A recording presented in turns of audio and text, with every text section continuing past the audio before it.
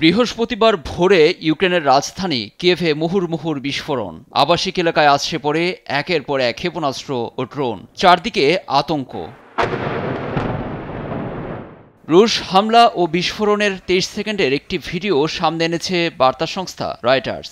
ভোরের আলো ফুটলেও তখনও নেভেনি আগুন। আতঙ্কিত লোকজন ঘুম চোখে নেমে আসে বাইরে। হামলায় এক রাতেই সবকিছু তছনছ।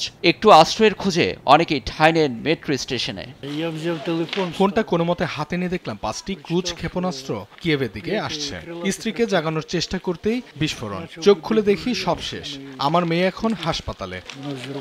ইউক্রেনের সঙ্গে যুদ্ধবিরতিতে পৌঁছাতে রুশ প্রেসিডেন্ট পুতিনকে মার্কিন প্রেসিডেন্ট ডোনাল্ড ট্রাম্প 10 দিনের সময় বেঁধে দেওয়ার পরপরই এমন ভয়ঙ্কর হামলা। মস্কো তা না করলে কঠোর পরিণতির মুখোমুখি হতে হবে বলেও হুঁশিয়ারি দিয়েছেন তিনি।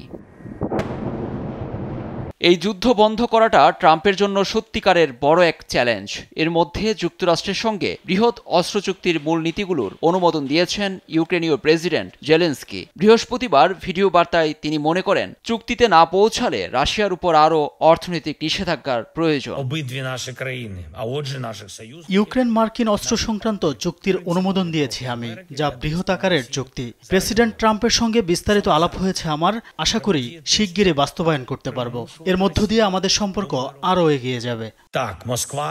রাশিয়া তার দেশের উপর পশ্চিমা নিষেধাজ্ঞা মেনে নিয়েছে, কিন্তু পশ্চিমারা পুরো বিশ্বের অর্থনৈতিক ব্যবস্থাকে ধ্বংস করে দিচ্ছে বলে অভিযোগ মস্কোর।